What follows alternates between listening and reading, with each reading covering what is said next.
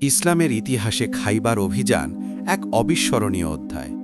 সপ্তম হিজরিতে সংঘটিত এই যুদ্ধে মুসলিম বাহিনীর মুখোমুখি হয়েছিল খাইবারের সুসংগঠিত ও শক্তিশালী ইহুদি সম্প্রদায়।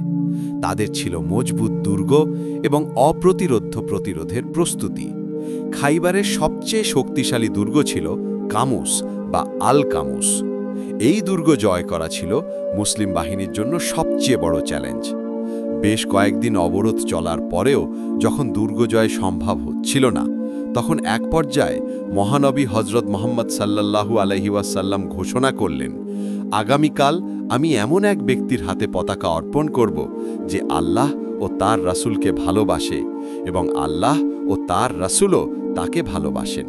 সে হবে বিজয়ী, কখনোই পলায়নকারী নয়। পরদিন সকালে সবাই অধীর আগ্রহে অপেক্ষা করছিলেন সেই ভাগ্যবান ব্যক্তির জন্য। নবীজি তখন হজরত আলীকে ডেকে তার হাতে পতাকা তুলে দিলেন। হজরত আলী রাজিয়াল্লাহু আনহু ছিলেন অসুস্থ, কিন্তু রাসূলের এই সম্মান তাকে নতুন শক্তি যোগালো। তিনি দ্রুত সুস্থ হয়ে উঠলেন এবং মুসলিম বাহিনীর নেতৃত্ব দিয়ে দুর্গের দিকে এগিয়ে গেলেন। ভয়াবহ যুদ্ধের এক পর্যায়ে যখন হজরত আলী রাজিয়াল্লাহু আনহু দুর্গের প্রধান ফটকের কাছে পৌঁছান, তখন শত্রুদের আক্রমণে তার ঢালটি হাত থেকে পড়ে যায়। এমতো অবস্থায় তিনি ক্ষিপ্রতার সাথে দুর্গের একটি বিশাল লোহার দরজা উপড়ে ফেলেন এবং সেটিকেই ঢাল হিসেবে ব্যবহার করে যুদ্ধ চালিয়ে যান।